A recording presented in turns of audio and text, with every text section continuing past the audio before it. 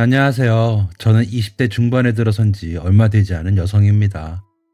제 인생은 정말 어디에다 말하기도 부끄러울 정도로 얼룩지고 불우했는데요. 최근 들어 영원히 끝나지 않을 것만 같았던 힘든 시간을 지혜로운 저희 어머니 덕분에 마침내 끝낼 수 있었습니다. 다른 사람들은 다들 저희에게 그렇게 기다리니 힘든 날 가고 좋은 날 왔다고 말씀해 주시지만 저는 시간이 흘러 좋은 날이 온 게 아니라 어머니가 좋은 날을 계획하고 만들어냈다고 생각해요. 항상 두려움에 떨면서 살기만 했는데 그 원흉이었던 아버지가 사라지고 마침내 오순도순 행복하게 살 수 있게 된 지금에서야 사는 게 참 행복하고 즐겁다는 생각이 드네요. 가족이라는 게 이렇게 행복하고 소중한 건데 그 가족 관계를 이토록 망쳐놓은 아버지에게는 아직도 증오심이 듭니다. 하지만 이제 미워해봤자 소용도 없고 또다시 예전처럼 아버지를 미워하느라 시간을 낭비하고 살 수도 없으니 그동안의 인생을 여기 털어놓고 남은 가족들과 새 출발을 하고자 용기 내어 사연을 보내봅니다.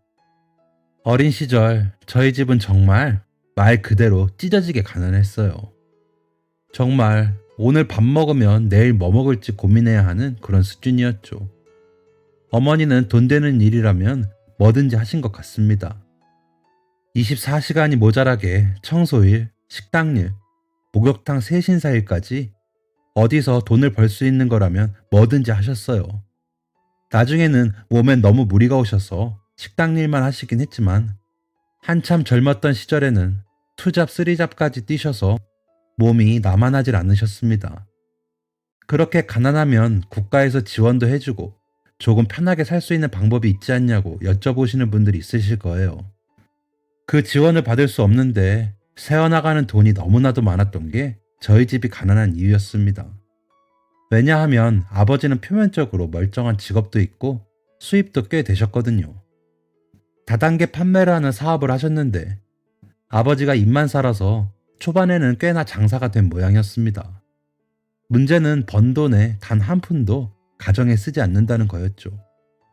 오히려 사업을 하니 자기 일하고 싶을 때 일하고 일하기 싫으면 몇 달이고 집안에 틀어박혀 놀면서 술이나 마시며 지냈습니다. 그나마 나가서 벌어온 돈은 도박으로 다 쓰기 일쑤였고요. 일은 열심히 안 하면서 3일이 멀다 하고 도박은 어찌나 성실하게 하는지.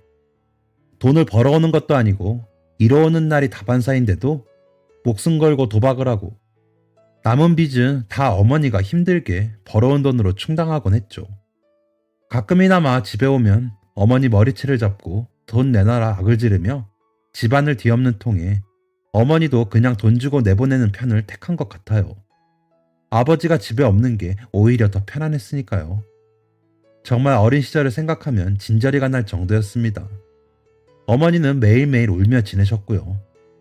집에서 제대로 쉬지도 못하고 투잡 쓰리잡을 뛰어야 하는 어머니의 심정이 어땠을지는 아직도 생각만 하면 마음이 미어지곤 해요.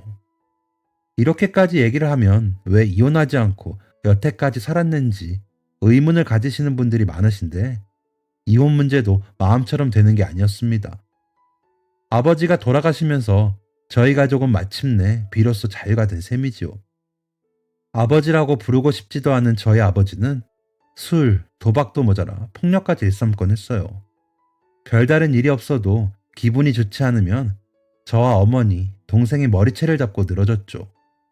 생각해보면 초등학교도 가지 않은 조그만 아이였던 저와 동생이 때릴 때가 어디 있었다고 그렇게 폭력을 휘둘렀는지 아직도 이해가 되지 않습니다.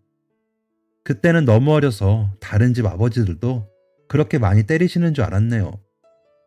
지금이야 아동학대와 가정폭력 문제가 큰 문제가 되어 알아차리고 신고해 주시는 분들이 많지만 저 어릴 때만 해도 남의 집 집안 사정에 함부로 끼어들면 안 된다는 식으로 쉬쉬하는 경우가 많았습니다. 제가 사는 동네 사람들이 대부분 가난했고 가정폭력이 자주 일어나는 가정이 많았던 것도 쉬쉬하는데 한몫했던 것 같습니다. 다들 자기 집안 문제 해결하는 데 급하고 그게 창피하다고 생각해서 모르는 척 지내고 남이 알까 두려워하며 살았으니까요.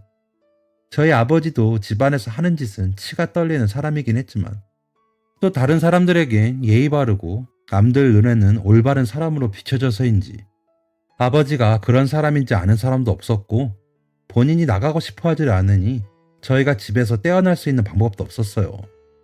어머니는 워낙 삶이 힘드니 원래 다들 그렇게 산다 생각하고 어디 도움 청할 생각도 안 드셨다고 합니다. 어쨌든 저희 아버지는 겉으로 봤을 때는 직업도 있고 옷도 말끔하게 입고 다니고 차도 반짝반짝한 거 혼자 끌고 다니시니 겉으로 보기엔 성공한 사회 구성원 같았어요. 그 직업이 다단계고 차도 옷도 다 빚내서 샀다는 걸 아는 건 저희 가족들밖에 없었죠. 생각해보면 아주 어릴 때는 아버지가 화를 잘 내고 화가 나면 물불도 못 가리는 사람이긴 했지만 처음부터 직접적으로 손을 든다거나 어머니가 힘들게 벌어온 돈을 뺏어가 도박을 한다거나 하는 몹쓸 사람은 아니었습니다. 동생이 태어나고 얼마간의 기간 동안은 아버지도 가정적이진 않았지만 회사도 성실하게 다녔고 어머니도 몸이 망가질 정도로 일하는 수준이 아니라 그저 적당히 가게에 보탤 정도의 파트타임 식당 아르바이트 정도만 하셨던 것 같아요. 집도 그때는 오래된 복도식에 평수도 작았지만 주공 아파트 같은 데서 살았고요. 그런데 아버지가 도박을 시작하면서 가정이 그야말로 풍비박산이 나버렸습니다. 갑자기 나타난 고향 친구라는 아버지의 친구가 회사를 그만두고 같이 다단계 사업을 하자고 설득했고 그 제안을 받아들인 아버지가 사표를 내고 사업을 시작한 게 저희 집에 들이운 불행의 시작이었습니다. 아버지는 사업을 시작한 초반 몇 달 동안 회사 월급과는 비교도 할 수 없을 만큼 돈을 꽤 많이 번 모양이에요. 평생 큰 돈을 만져본 적이 없었던 아버지는 그 돈을 감당하지 못하고 유흥거리와 사치에 쏟아붓기 시작했죠.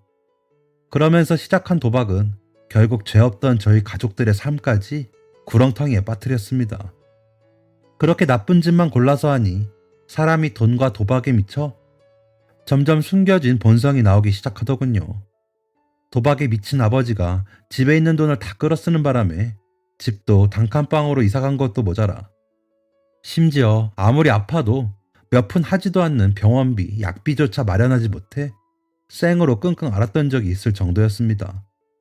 아버지는 점점 정신을 못 차리고 아버지라는 지위에서 벗어나는 짓만 골라서 하더군요. 제가 초등학생쯤 되자 유흥가에서 만난 여성들과 대놓고 바람도 피기 시작했습니다. 어머니의 고통은 이루 말할 수 없을 정도였을 거예요.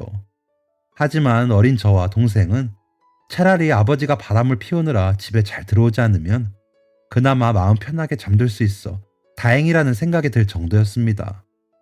매일 밤 내일도 아버지가 집에 들어오지 말았으면 좋겠다고 간절히 빌며 잠들던 생각이 나곤 해요. 누구보다 이혼하고 싶었을 어머니는 아버지의 폭력이 두려워 쉽게 말을 꺼내지 못했고 어쩌다 한번 이혼에 대한 이야기가 나오면 아버지는 저와 동생들까지 손찌검을 하셨어요. 지금 생각해보면 어머니가 그 지옥 같은 아버지에게서 도망치지 않고 여태까지 저와 동생을 지켜주신 것이 얼마나 대단한 일인지 가늠조차 되지 않습니다. 아버지가 수입이 있고 그 수입을 자신의 사리사욕에만 쓰느라 기초생활수급자조차 되지 못했던 상황에서 밤낮 없이 일해야 했고 이혼조차 해주지 않아 저희를 두고 도망치는 것밖에 할 수 없으셨을 텐데 끝까지 묵묵히 그 자리를 지키고 계셨던 어머니를 생각하면 아직도 눈물이 나네요. 제가 고등학생쯤 되어서야 저희 가족은 아버지의 폭력과 도박에서 조금이나마 벗어날 수 있게 되었습니다. 벗어난 계기가 지금 생각해도 어이없지만 아버지가 마침내 무수히 많이 만나던 불륜녀들 중 한 명과 살림을 차려 집을 나가신 거예요. 제 생각엔 저희가 어렸을 때는 어느 정도 본인 손아귀 안에 집안이 돌아간다고 생각했는데 점점 나이가 들면서 아버지에게 이판사판으로 대들기 시작한 저도 있고 무엇보다 사춘기에 접어들면서 아버지보다 훨씬 몸도 커지고 힘도 세지기 시작한 남동생 앞에서 아버지의 폭력이 무력화되기 시작했거든요. 예전처럼 며칠에 한 번 집에 돌아오면 제가 집 문부터 잠그려고 들고 그래서 아버지가 저를 때리려고 하면 동생이 와서 막아내니 조용히 집안에만 계시다가 또 도박하러 가거나 여자 만나러 가거나 하다가 결국 본인도 안 되겠다 싶었는지 나가 살겠다고 선언하신 거죠. 그렇게 말하면 저희가 퍽이나 가지 말라고 빌 줄 알았나 봐요. 의기양양하게 나가서 살겠다가 말하길래 좋다고 바로 일어나서 짐 싸드릴 테니까 지금 당장 나가라고 같은 공간에 있기도 싫다고 윽박질렀습니다. 그리고 동생이랑 바로 몇 안 되는 아버지 짐 쌌어요. 어찌나 바깥 생활을 많이 했던지 짐도 많이 안 남아있더라고요. 그대로 짐 대충 싸서 문 앞에 내놨고 나가라고 소리 질렀습니다. 자기 발로 나가는 게 아니라 저희한테 쫓겨난 거죠. 아버지가 이놈의 자식들 하면서 또 뭐라고 화내며 손찌검 하려고 하는 걸 막 고등학생이 된 남동생이 맞고 문 쪽으로 거의 밀다시피 했습니다. 엄마 오시기 전에 지금 나가세요. 더 험한 꼴 돼서 나가기 전에. 그리고 다시 한 번만 더 이 집에 오시면 그땐 제가 어떻게 할지 몰라요. 지금 좋은 말 할 때 빨리 가세요. 거의 협박처럼 말하는 남동생의 말에 아버지가 저놈은 아비도 없는 놈이니 뭐니 어쩌고 동네방네 다 들리게 소리를 질렀지만 동생은 단호했어요. 결국 동생에게 힘으로 밀린 아버지는 짐 싸들고 그 여자 집으로 갔죠. 그 초라한 모습이 제가 본 아버지의 마지막 모습이었습니다. 저와 동생은 아버지가 다른 집에서 살림 차리겠다고 말한 게 너무나도 화가 났지만 그것보다 앞으로 어머니를 괴롭힐 일은 더 없을 거니까 오히려 다행이라고 생각하면서 참았어요. 그날 집에 돌아온 어머니에게도 이 사실 말씀드리고 비밀번호를 바꾸든 이사를 가든 아버지가 영원히 못 찾을 곳으로 가자고 말씀드렸죠. 이혼 얘기만 해도 길길이 날뛰는 아버지가 두려워 차마 말도 꺼내지 못하고 참고 살았던 어머니도 저와 동생이 계속 설득하고 앞으로 아버지가 집에 돌아올 일이 없을 거라고 생각하니 용기가 좀 나셨는지 마침내 아버지에게 정식으로 이혼을 하자고 요청했습니다. 하지만 이제 상황이 뒤바뀌고 본인이 불리하다는 걸 직감적으로 깨닫게 된 아버지는 죽어도 이혼을 안 해주더군요. 이혼하면 자신이 책임이 있으니 위자료도 줘야 하고 저희 키우는 양육비도 줘야 하잖아요.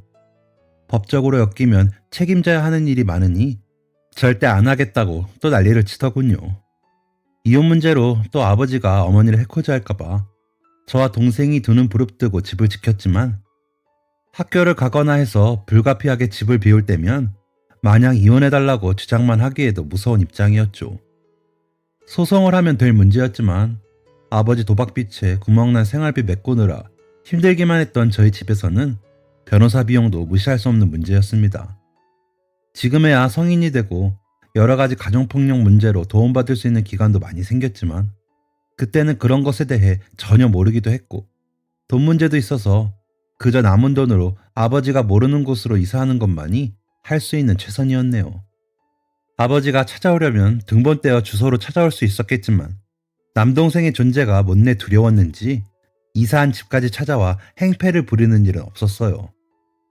그러면서 아버지 도박 비용도 어머니 돈에서 나가지 않게 되니 법적으로 이혼하지 않았어도 그나마 집안 사정이 나아지기 시작했죠. 애초에 이혼 안 해줄 거 빨리 다른 살림 차려서 나갔으면 그렇게 힘들게 살진 않았을 텐데 아버지가 다른 살림을 차린 것보다 어머니를 더 오래 괴롭히고 뒤늦게야 나갔다는 사실이 더 화가 날 정도로 아버지가 증오스러웠습니다. 어머니는 마침내 몸이 망가지게 하던 부업들을 그만두시게 되었고 식당 일 하나만 하면서 무리했던 몸도 많이 회복하실 수 있게 되었어요. 저도 동생도 집안 살림이 살림인 만큼 고등학교 졸업하자마자 대학교 진학은 상상도 하지 않고 바로 취직했고 돈 모아서 어머니와 아버지 이혼시키는 것만 목표로 하고 살았죠. 가장 화가 나는 점은 아버지가 새살림 차린 불륜녀에게는 둘도 없는 남편 행세를 했던 것 같아요. 지금은 아버지가 돌아가셔서 얼마나 지나서 본색을 드러냈을지를 모르는 일이지만요. 그렇게 아버지가 집을 나가고 이혼도 무마되면서 이사를 가는 바람에 최근까지 저는 아버지 소식을 전혀 모른 채 살았습니다. 그냥 처음부터 제게 아버지라는 존재는 없다고 생각하고 살았죠. 그런데 얼마 전 아버지가 암으로 사망했다는 소식을 들었습니다. 도박하고 노느라 다른 성실하게 사시는 분들 다 받으신다는 건강검진 한번 제대로 받은 적 없었는데 배가 아파 병원에 가보니 이미 진행이 꽤 되어 있는 상태였다고 해요. 빚을 내서 치료를 했지만 들인 병원비 보람도 없이 항암 치료도 잘 안 됐고 그렇게 고통 속에 갔다고요. 장례식 같은 거 당연히 해줄 생각도 없고 상주로 참여하고 싶지도 않아서 죽었다는 소식에 그냥 그렇구나 하고 넘겼습니다. 솔직히 말해서 속이 너무 시원하고 좋았어요. 변호사 비용 어느 정도 모아뒀다고 해도 소송하면 또 힘들고 수고스러울 텐데 그럴 필요가 없어지기도 했고 솔직히 이사 와서도 아버지가 언제 또 해코지 할지 마음이 항상 불안했거든요. 이제 불안할 일이 아예 없어진 거니 마침내 하늘이 저희 가족 편을 들어줬다고 생각했죠. 하지만 그런 생각도 잠시 며칠 잘 지내고 있었는데 갑자기 저희 집 앞 골목에 못 보던 여자가 얼쩡거리기 시작했습니다. 딱 봐도 무슨 유흥업소에서나 일할 것 같이 나이에 맞지 않게 화려한 치장에 화장도 두껍게 한 여자였어요. 동네에 그런 사람이 있을 리가 없어 멀리서부터 뭔가 불안한 마음이 들더군요. 아니나 다를까 오랜만에 휴일을 맞아 장을 보고 온 저와 엄마가 집 안으로 들어가려고 하니 대뜸 장바구니를 낚아채 바닥으로 집어던지는 게 아니겠어요. 놀란 채가 뭐 하는 짓이냐고 여자 앞을 막아서니 그제서야 자기 정체를 밝히더라고요. 네가 정연이니? 나 네 아빠랑 살던 여자야. 내가 재혼했으면 네 새엄마라고. 갑자기 다짜고짜 이렇게 말았는데 어이가 없어서 웃음도 안 나오더라고요. 그렇게 이혼해달라고 해도 코빼기도 안 보이더니 왜 이제 와서 새엄마 타령을 하며 말 같지도 않은 소리를 하는지 뭐하는 여자인가 싶었습니다. 죄송한데 저는 아빠 없는데요. 어디서 뭐하는 사람인데 이렇게 무례하게 굴어요. 하, 민석 씨한테 듣던 대로 예의가 아주 없구나. 너희 아버지 장례식에도 안 오는 기본도 모르는 애니까 당연하겠지. 말도 안 통할 것 같으니 결론만 얘기할게. 민석 씨 이름으로 보험 들어놓은 거 있지? 그거 좋은 말 할 때 주지 그래. 민석 씨 고생하는 동안 당신네들 병원비 한 푼도 안 보태고 병문안도 안 오고 모르는 척 잘 지냈으니까 그거 다 내가 했으니까 당연히 보험비도 내 돈이지. 내 돈 좋은 말 할 때 달라고. 갑자기 집은 어떻게 알았는지 찾아와서는 말도 안 되는 소리를 하는데 미친 여자인가 싶어서 무서울 지경이었습니다. 다짜고짜 돈을 달라고 매달리길래 정신이 없어 일단 바닥에 있는 장바구니 들고 어머니부터 집 안으로 대피시키려고 했어요. 그런데 어머니가 갑자기 뭔가 다 알고 있는 것 같은 표정으로 그 여자 앞을 가로막고는 소리를 지르시는 게 아니겠어요? 보험비? 보험비 같은 소리하고 자빠졌네.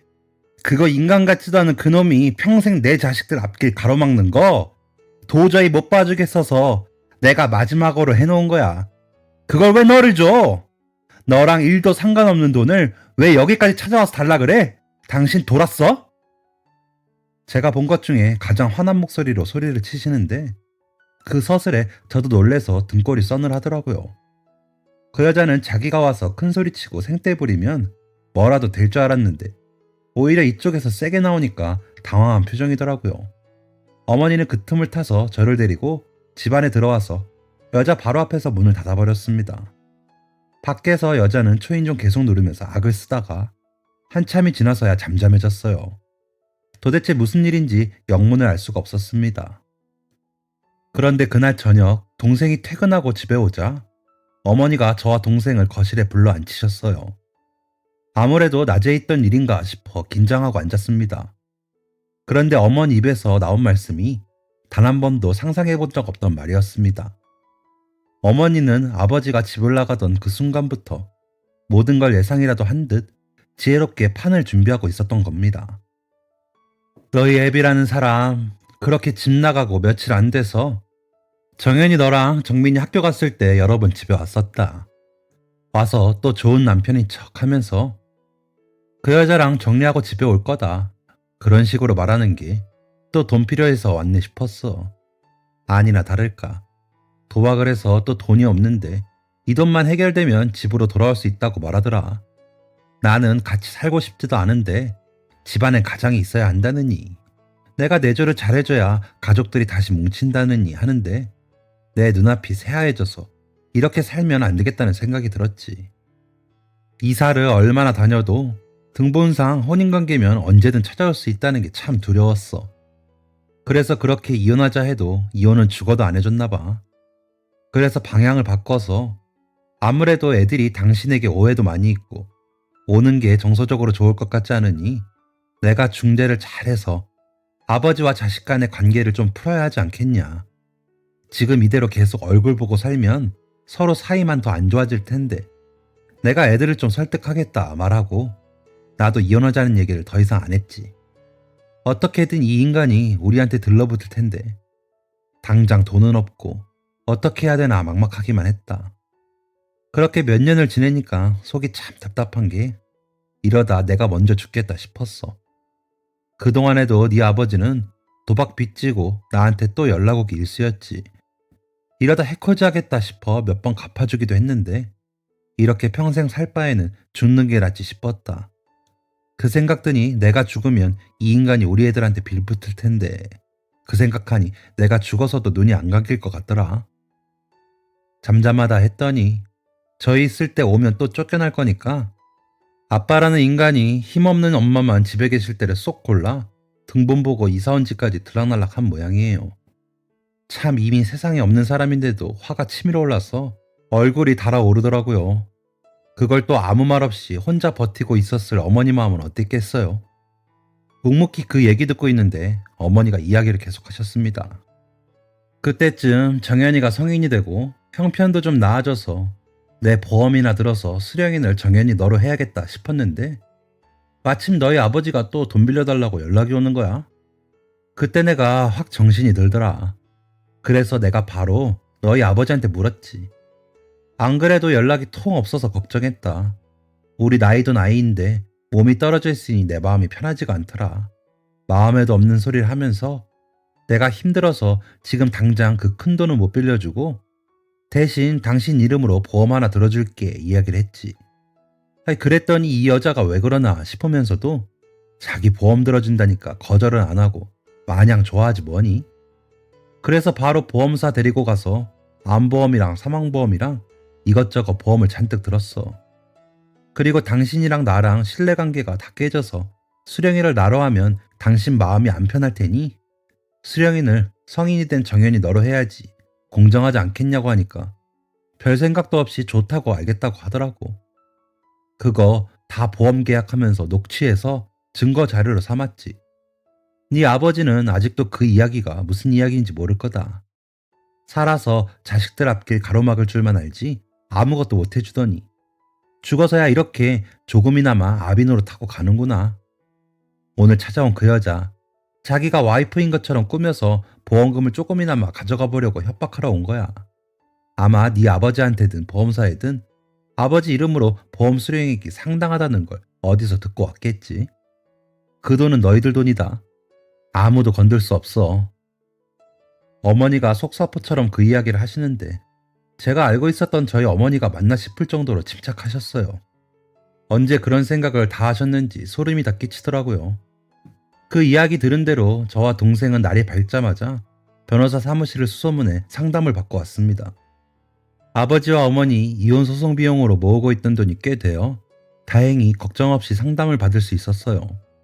상담을 받아보니 변호사 말씀도 어머니 하신 말씀처럼 보험금이 깔끔하게 저희 돈이라고 하시더군요.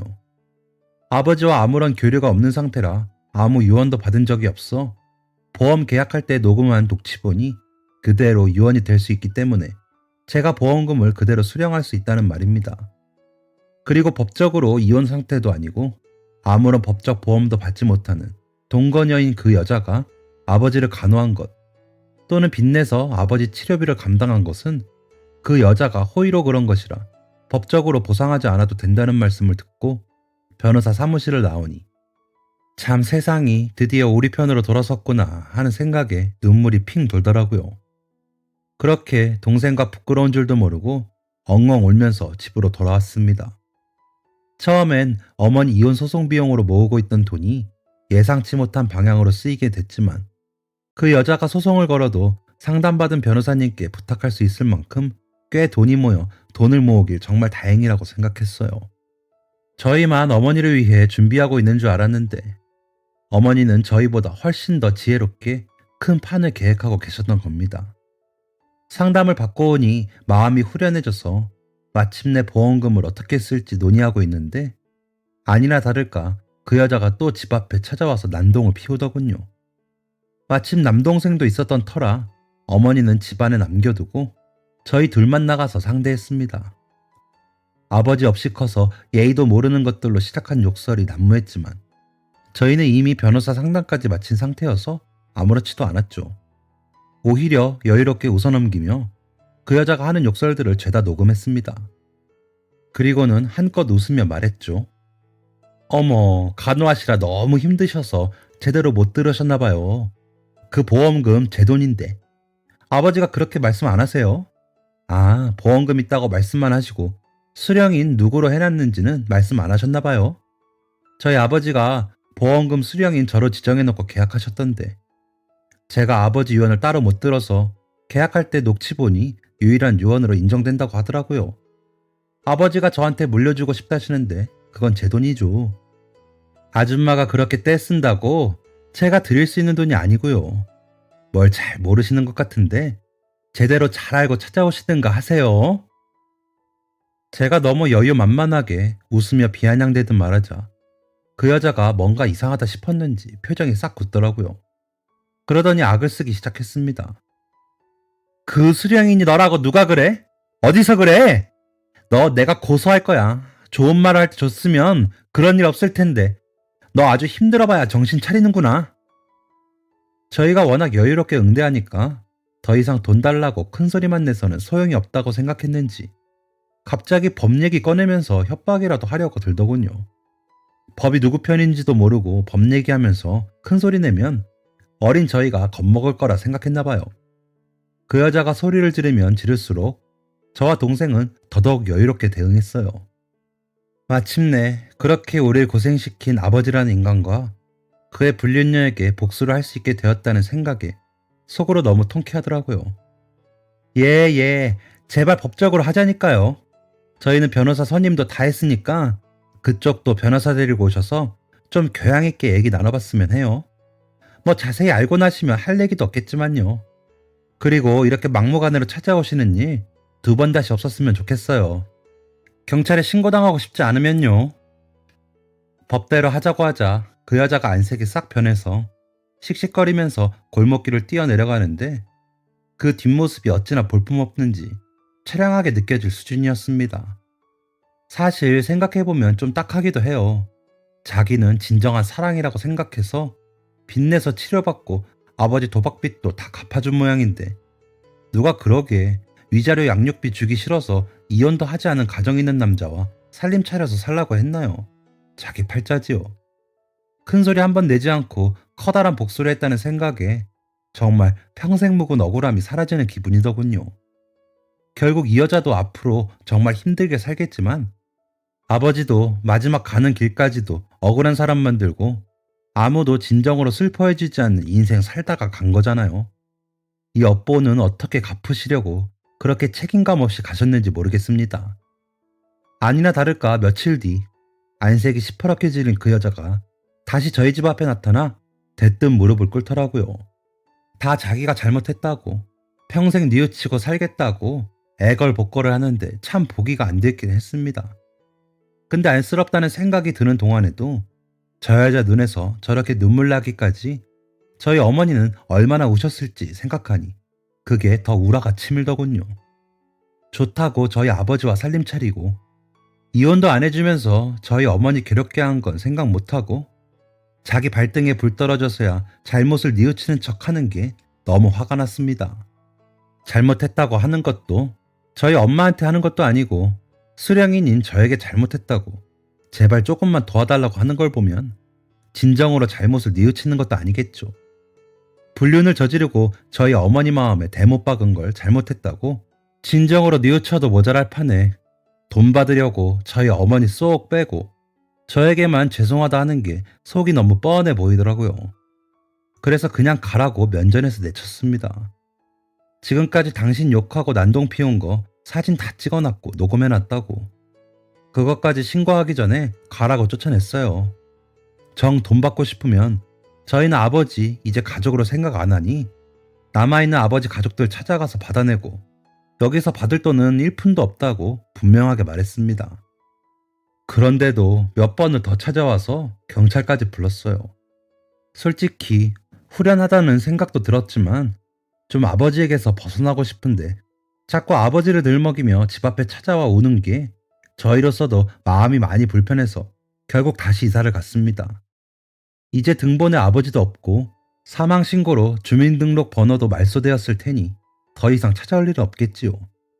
이제야 아버지가 저질러 놓은 업보들에서 벗어나 저희 가족들만의 삶을 살게 된다니 새로 태어난 것처럼 후련하게만 합니다.